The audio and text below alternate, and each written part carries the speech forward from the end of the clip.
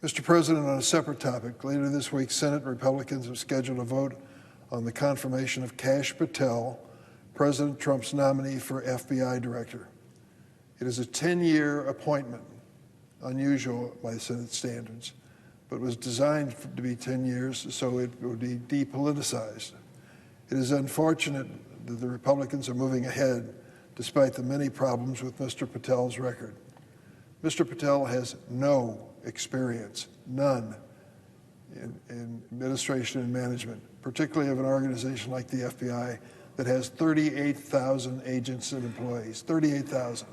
It is the premier criminal investigative agency in our country and perhaps the world. After meeting with Mr. Patel and reviewing his record and questioning him under oath at his hearing, I am deeply concerned about his fitness to serve as FBI director. He has neither the experience, the judgment, nor the temperament to lead the FBI. My Senate Republican colleagues, sadly, are willfully ignoring myriad red flags about Mr. Patel, especially his recurring instinct to threaten retribution against his political enemies and President Trump's perceived enemies. This is an extremely dangerous characteristic for someone who seeks to lead the nation's most powerful domestic investigative agency for the next 10 years. Mr. Patel on day one plans to quote, I quote him directly, he said this now, on day one as director of the FBI plans to, quote, shut down the FBI Hoover building and reopen it the next day as a museum of the deep state, close quote. He even wrote a book on the subject, and I punished myself by requiring that I read it from cover to cover so I understood exactly what this man believed. He has peddled outrageous conspiracy theories that benefit President Trump, claiming that January 6th, the assault on the Capitol, the insurrectionist assault, was, quote, never an insurrection, and that the FBI, quote, get this is Kash Patel, the FBI was planning January 6th for a year, unquote. Where is this man coming up with these wild theories? And incidentally, he compiled an enemies list and published it in the back of his book. 60 names, quote, members of the deep state, which includes distinguished public servants from both political parties. Patel named former Attorneys General Bill Barr and Merrick Garland, former FBI directors Robert Mueller and Chris Wray, as the so-called members of the deep state, whatever that may be. And he's even produced and sold recordings of a song. Now, I understand this for a moment. 1,600 people prosecuted for assaulting law enforcement officials here in this Capitol building who were working as they are at this very moment to keep us safe and our visitors safe. What did Patel decide to do? He decided to assemble a choir of the January 6th individuals who were prosecuted. Then he was involved in making a recording of a patriotic song that these prisoners were singing. And then he was selling this recording and playing it at the rallies for President Trump. I'm not making this up, ladies and gentlemen. This is exactly what this man who wants to head the Federal Bureau of Investigation was doing, and which he denied before our hearing under oath. He's even produced these recordings and called the choir, the January 6th prisoners, political prisoners. Let me take one example of a so-called political prisoner. Guy Reffitt was sentenced to 87 months in prison for his role in the January 6th assault on the Capitol. His 19-year-old son Jackson turned him into law enforcement after the attack on the Capitol, despite Reffitt's threats to shoot his son and his son's sister if they reported him to authorities. Father threatening to kill his son and daughter if they turned him in. After being pardoned, Guy Reffitt decided to come back to the Capitol and attend Kash Patel's confirmation hearing. He posted on social media afterwards, quote, present and in support of Kash Patel as the leftist commies continue to spew lies, information, disinformation. My man, clean house Kash. This man, who brought a weapon into the Capitol, was prosecuted for that, serving time, given a complete pardon by President Trump, then comes back to the Capitol to attend hearings and cheer on Kash Patel's nomination for director of the FBI. Before even being confirmed as FBI director, Mr. Patel is already seeking retribution on behalf of President Trump, despite Patel's status as a private citizen.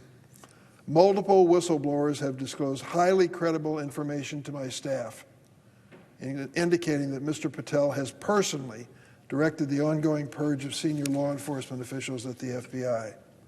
Senior leaders with collectively hundreds of years of experience have been forced out at the FBI, creating a leadership vacuum. Mr. President, this has never happened in the history of the United States and the history of the FBI, that a new president would come into office and decide to clean the ranks of the Federal Bureau of Investigation. This has been an apolitical agency. There's only one political appointee to the FBI, the director. All the others are professionals who have been dedicating their lives to law enforcement for years. Senior leaders who've shown their dedication to the United States are now being accused of suspect. Suspect for what? They were engaged in the investigation of the January 6th assault on the U.S. Capitol, an assault which I witnessed at this desk as I watched the Secret Service agents pull the vice president from that chair and take him out of the chamber as this mob assaulted the Capitol. It was real. In the FBI's long history, this has never happened before, never. Keep in mind that the director, the only appointee of the FBI, and the leaders have been forced out despite their career commitment to law enforcement. This purge has dramatically weakened FBI's ability to protect the country from national security threats and it's made America less safe. If these whistleblower allegations are true, that Kash Patel, as a private citizen, has been orchestrating the purging of the ranks at the FBI because of political loyalty questions, I will tell you that he came dangerously close to perjuring himself during his nomination hearing when he was asked about the possible firings of FBI officials, and he answered under quote, oath, under quote, "I don't know what's going on right now at the FBI." Mr. President, we're told that's not true. He was personally involved in it, despite the fact that he said the opposite under oath before our committee. Mr. Patel has been open about his plans to dismantle the FBI and seek retribution against his and President Trump's enemies. His directives as a private citizen have already thrown the Bureau into absolute chaos. Mr. Patel's recent actions and testimony before the Senate Judiciary Committee confirm my belief that he is dangerous, inexperienced, and he's been dishonest in portraying his role in what's happening at the FBI. It will be a political and national security disaster if he's confirmed. And let me take it to a personal level.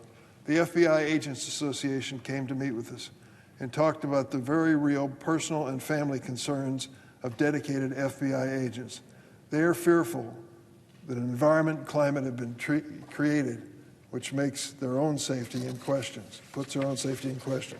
Let me give you an example of another one of these 1,600 people who were prosecuted for the assault on the Capitol.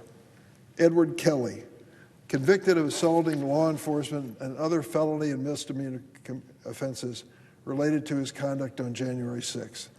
The men and women who came in and were beating on the law enforcement officials who protect this Capitol. Kelly was one of them. As I said, he was convicted, scheduled to be sentenced this April until he was pardoned by President Trump last month.